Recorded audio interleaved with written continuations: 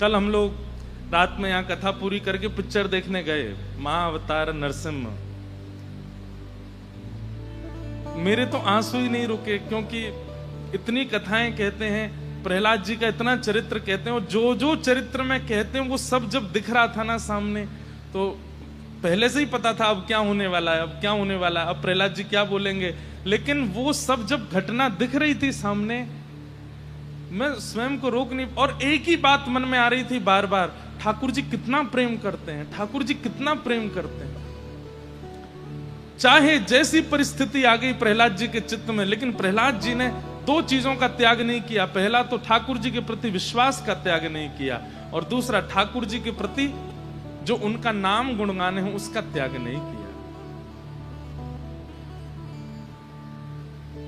इसलिए जीवन का कल्याण क्या है? आप ठाकुर जी के प्रिय बनो। भैया आज आप सब इस बात को सुन रहे हैं, तो आज से ही कई लोग पूछते हैं कितनी माला करें, कितना जप करें, कितना कैसे तिलक लगाएं, कहां क्या करें, क्या सुने, सब चीज एक तरफ रखो, एक नियम का पालन कीजिए। आज से प्रत्येक क्षण में वो क्रिया करो जो ठाकुर जी को प्रिय लगे, और जिससे ठाकुर जी की प्रियता ना बनती हो वो क्रिया नहीं करनी है।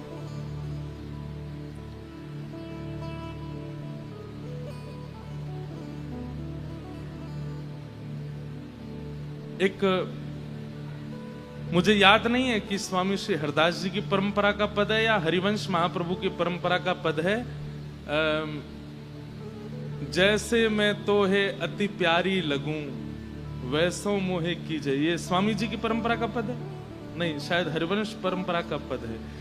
उसमें निवेदन करते हैं श्री जी से क्या, कि जैसे मैं तो है अति प्यारी लगूं वैसो मोहे कीजिए। हे किशोरी जी, हे लाडली जी, मैं आपको प्रिय लगूं वैसा आप मुझे बना दो। अब कुब्जा की कमर 3 जगह से टेढ़ी है, उसको दुनिया के लोग कुरूपणी कहते हैं, कुब्जा कहते हैं, लेकिन जब श्याम सुंदर उसके बगल से निकलते हैं तो कहते हैं अरे सुंदरी तुम कहां जा रही हो।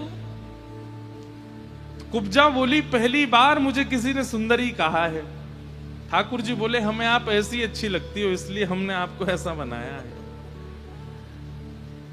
आप जैसे भी हैं, आप ठाकुर जी को प्रिय हैं, दूसरों को प्रिय लगे, ये संसारी बात हो सकती है, लेकिन ठाकुर जी के प्रिय लगे, ठाकुर जी के प्रिय बने, यही कल्याण है।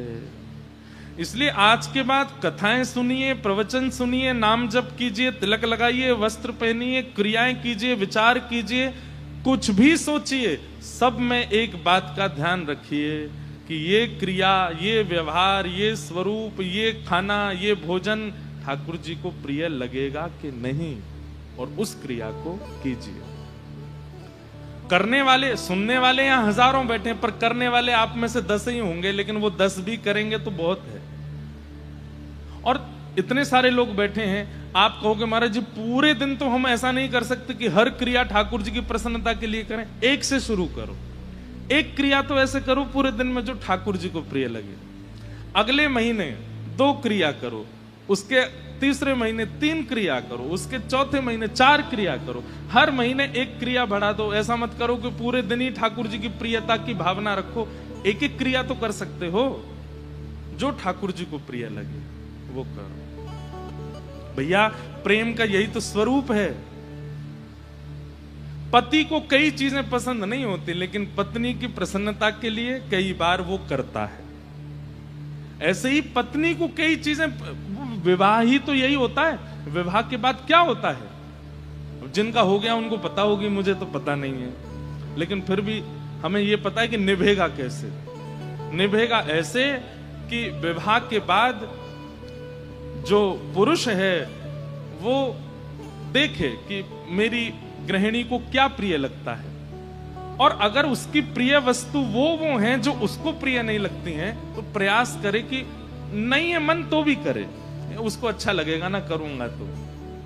ऐसी पत्नी, अब जहां पर यह बात आ जाती कि नहीं मुझे ये पसंद नहीं, मैं तो करूंगा ही नहीं, वहीं ब्याह में दूरी आनी शुरू हो जाती। अब कई लोगों को हम कहते हैं कि तिलक लगाया करो, महाराज जी नाम जब करवा लो, वृंदावन बुलवा लो, गिरिराज जी की परिक्रमा लगवा लो, दंडवती करवा लो, लेकिन तिलक नहीं लगा सकते। आप इतना भी ठाकुर जी के लिए नहीं कर सकते।